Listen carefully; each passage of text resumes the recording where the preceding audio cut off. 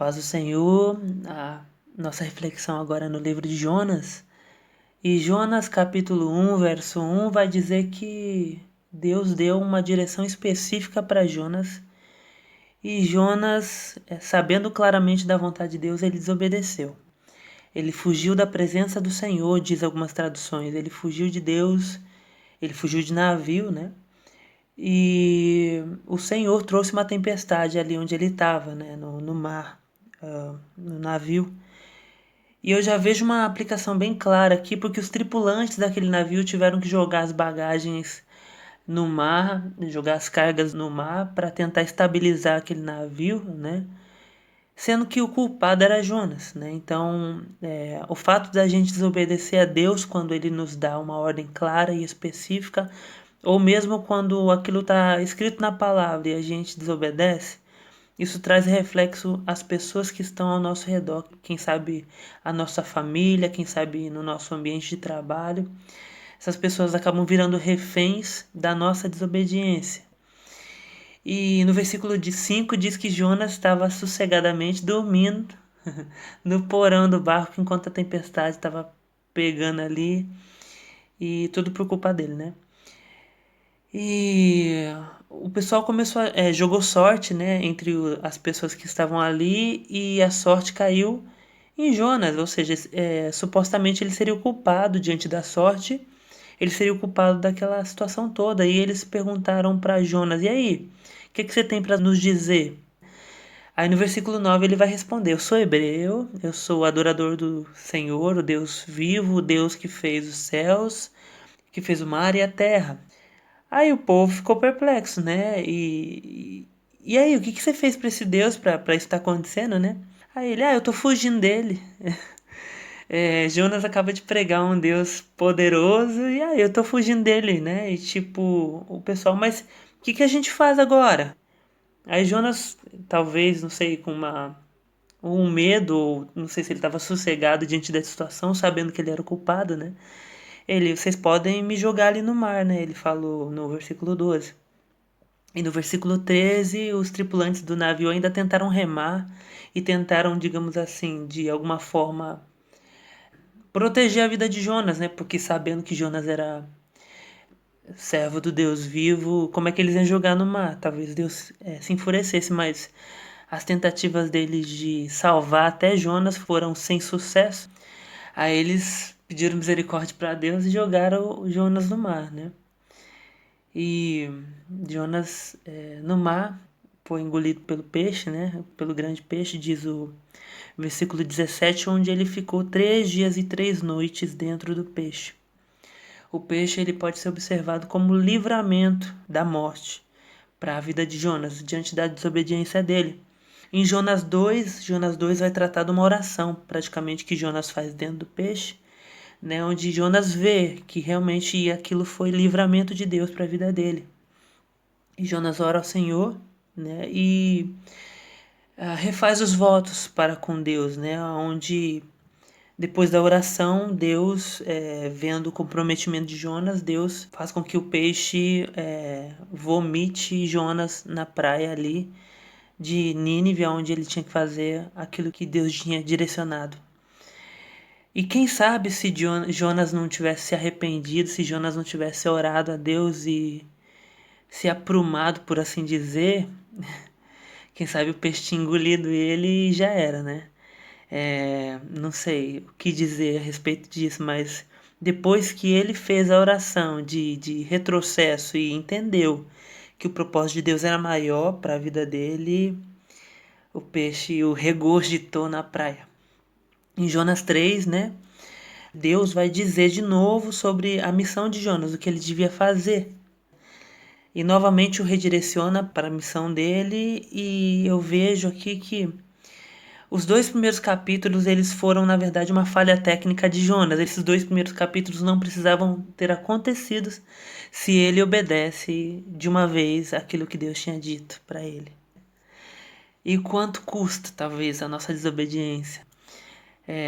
Custou 3 dias, 3 noites dentro do ventre do peixe, custou talvez as cargas e as bagagens dos tripulantes ali do navio, né? E também o pavor que eles sentiram ali o pavor de morte, né? Porque nada acalmava aquela tempestade.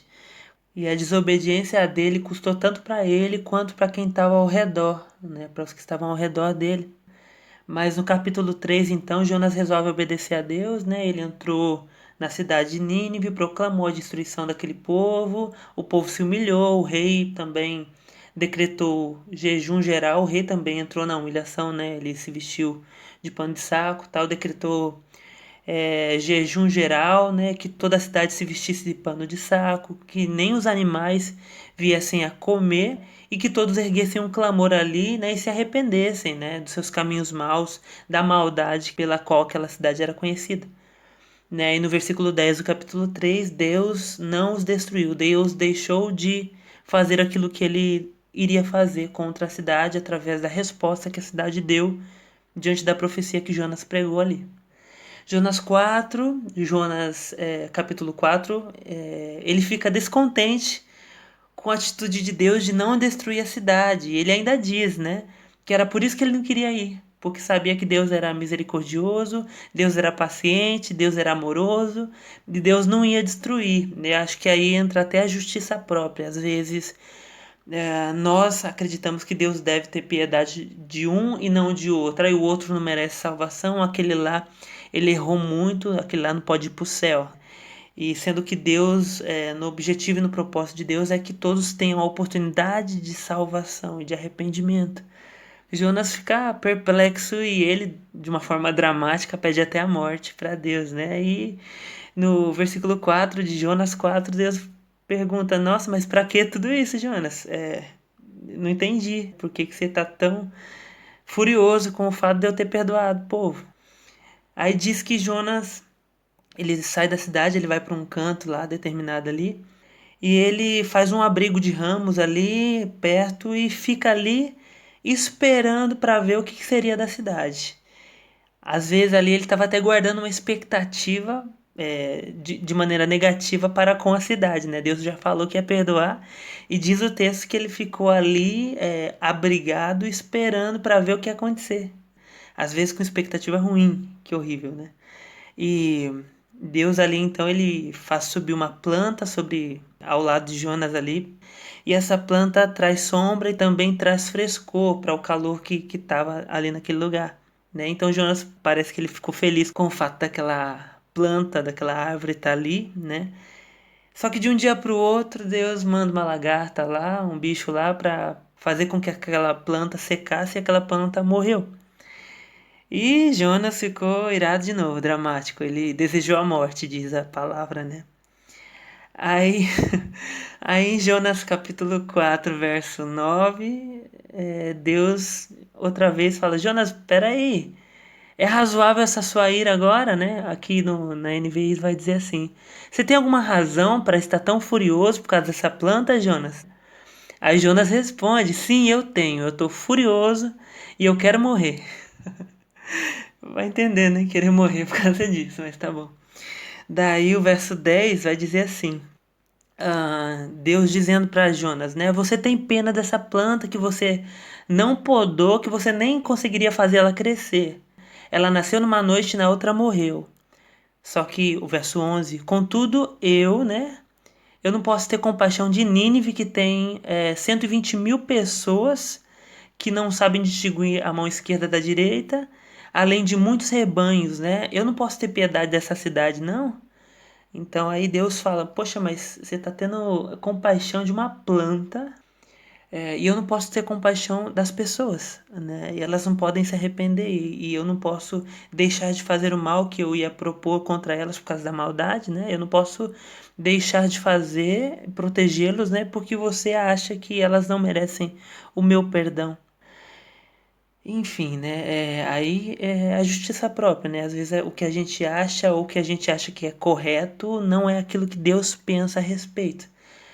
Quando Deus ele nos dá uma direção, quando ele nos dá um direcionamento, né? Ou mesmo quando a palavra dele diz claramente o que é pra gente fazer, às vezes sem questionar, porque isso pode custar 2 capítulos de circunstâncias ruins para nós, enquanto a gente desobedece e vai contra a vontade de Deus. Melhor é obedecer do que sacrificar, ainda que nós não entendamos, né, o querer e a vontade de Deus, ainda que esteja acima do nosso entendimento, o fato de Deus querer curar, o fato de Deus querer salvar, o fato de Deus querer agregar aquele povo que pra gente às vezes é mal, aquela pessoa que às vezes pra gente não mereceria, mas se a gente olhar para dentro da gente, a gente também não mereceria a graça que ele nos dá.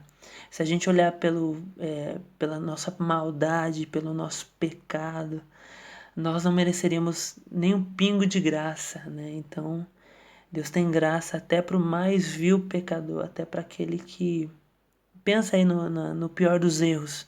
Para esse aí, Deus também tem graça. Então, nos compete é pregar, nos compete é obedecer a Deus e fazer a vontade dele, mesmo que aquilo não pareça para a gente razoavelmente correto. Se Deus nos deu um direcionamento, nos compete obedecer do que sacrificar e às vezes perder tempo com desobediência. É isso que eu consegui extrair. Eu espero que a partir disso você também consiga orar e pedir graça para Deus para entender os momentos e os tempos que Ele determina na sua vida, né? E buscar a graça de Deus para compreender tudo isso e obedecer. E obedecer na pior das hipóteses, obedecer a Deus em tudo. Eu sugiro que você ore, eu peço que o Espírito Santo fale melhor no teu coração também. Em nome de Jesus.